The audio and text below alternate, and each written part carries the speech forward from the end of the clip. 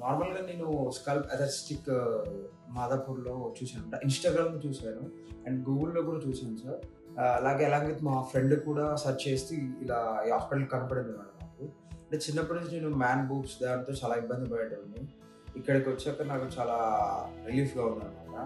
అంటే నార్మల్‌గా నేను ఎక్కడైనా అంటే బయట ఔట్ సైడ్‌లో ఇలా షర్ట్ తీయాలన్నా, T shirts round neck T shirts గాని, ఏదైనా టీ షర్ట్స్ ఏసుకోవాలన్నా గాని ఏసుకోలేకపోయేటోడిని.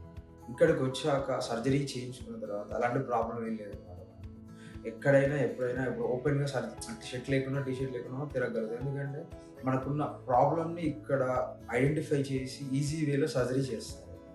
ఈజీ వే అంటే ప్రైస్ విషయంలో కూడా పెద్ద హై కాస్ట్ ఏం తీసుకోరు సార్ వాళ్ళు. అంటే ఇన్ని మి మిడిల్ క్లాస్ వాళ్ళు కూడా అఫోర్డ్ చేయగలుగుతారనమాట. మరి అథెంటిక్ ప్లాస్టిక్ సర్జరీ అంటే చాలా హై కాస్ట్ ఉంటాయి చాలా దగ్గర. ఈ హాస్పిటల్‌లో అయితే అంత కాస్ట్ ఏమి లేదు. నార్మల్ వేలో ఉన్నాయన్నమాట. అంటే చాలా వే ఆఫ్ ట్రీటింగ్ అంటే టేక్ కేరింగ్ అయితే నాకు చాలా బాగా నచ్చింది.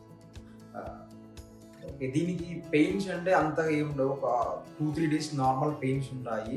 లైక్ స్కార్స్ కానీ, ఎలాంటి మచ్చలు గాని అలాంటిది ఏం కనపడవనమాట.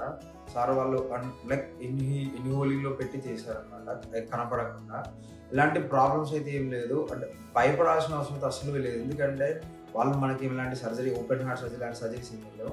మనలో ఉన్న ఫ్యాట్‌ని రిమూవ్ చేసి ఎక్సెస్ ఫ్యాట్ రిమూవ్ చేసి క్లీన్ చేస్తున్నారనమాట. మనకు యాజ్ యూజువల్‌గా అంటే మనకు పర్ఫెక్ట్ ఉండాలంటే వాళ్ళొక గార్మెంట్ ఇస్తారు. ఆ గార్మెంట్ యూజ్ చేసుకొని వాళ్ళు చెప్పిన ప్రికాషన్స్ లైక్ వాళ్ళు చెప్పిన దాన్ని బట్టి మనము ఫాలో అయితే డెఫినిట్‌గా రిజల్ట్స్ అనేవి కంపల్సరీ బెటర్ రిజల్ట్స్ ఉంటాయి. I suggest for sculpt authentic plastic surgery. Yeah!